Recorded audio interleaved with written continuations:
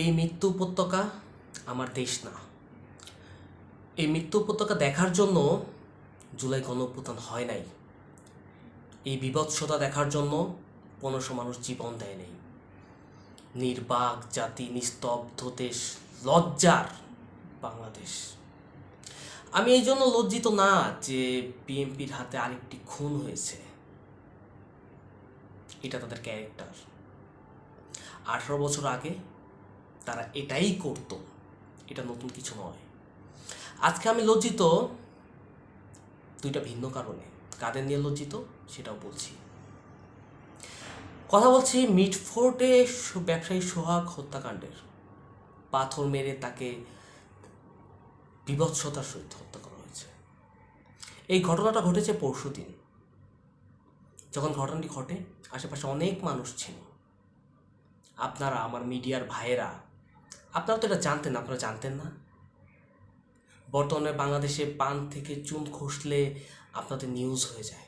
আপনারা তো অবশ্যই এটা জানতেন। কেন কিছু বললেন না? কেন ব্যাপারটাকে লুকালেন? স্বৈরাচারী হাসিনার এই স্বৈরাচার হওয়ার পেছনে আপনাদের অনেক বড় অবদান আছে। তখন না হয় তারা টুটি চেপে ধরেছিল, তারা মিডিয়া কন্ট্রোল করতো, যার জন্য আপনারা কিছু বলতে পারতেন না। কিন্তু এখন তো বিএনপি সরকারে নেই। তারপর কেন আপনার এই অপকর্মগুলো লুকিয়ে যান? কি পান এগুলো করে? আপনার এই চাটুকারিতার জন্য জানেন যে দেশের কত বড় ক্ষতি হয়? কেন করেন এগুলো? কি লাভ? কি অর্জন করতে চান? কি পেতে চান? দ্বিতীয়ত একটু বলবো, আমাদের এই দেশের মানুষ, বাহ, শত শত মানুষ সেখানে উপস্থিত ছিল। কেউ কাউকে আটকাতে চায়নি। আটকাতে নয় নাই গেলেন, থানায় গিয়ে তো একটু বলতে পারতেন যে ভাই ওইখানে একটা মার্ডার হয়েছে, এরা মার্ডারটা করেছে। পারতেন না একটু বলতে? এই চুপ করে আপনারাও বা কি অর্জন করতে চান?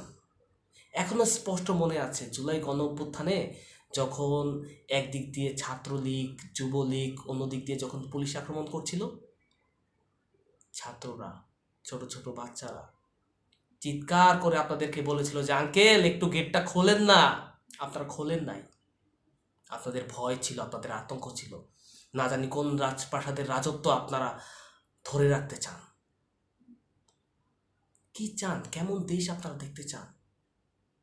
আরে ভাই, আর কিছু না পারলে অন্তত 999 ফোন দিয়ে বলতে পারতেন যে এখানে একটা ঘটনা ঘটেছে। যদি আজকে এই ভিডিওটা লিক না হতো তাহলে কি আদৌ এই দেশের মানুষ জানতে পারতো যে ওখানে কি হচ্ছে? আসলে লজ্জা হয়, আপনাদের দিয়ে লজ্জা হয়। আপনাদের জন্য না আসলে বিএনপি ঠিক আছে। ওই যে হাদিসে একটা কথা আছে না, যে জাতি যেমন তাদের নেতারা তেমন। আপনাদের জন্য আসলে বিএনপি ঠিক আছে। কিন্তু একটা কথা মনে রাখবেন, যে শেয়ালের মতো, আরে শেয়াল কেন বলছি, আপনারা তো গরু ছাগল। এই গরু ছাগলের মতো 1000 বছর বেঁচে থাকার চেয়ে সিংহের মতো একদিন বাঁচাটা শ্রেয়।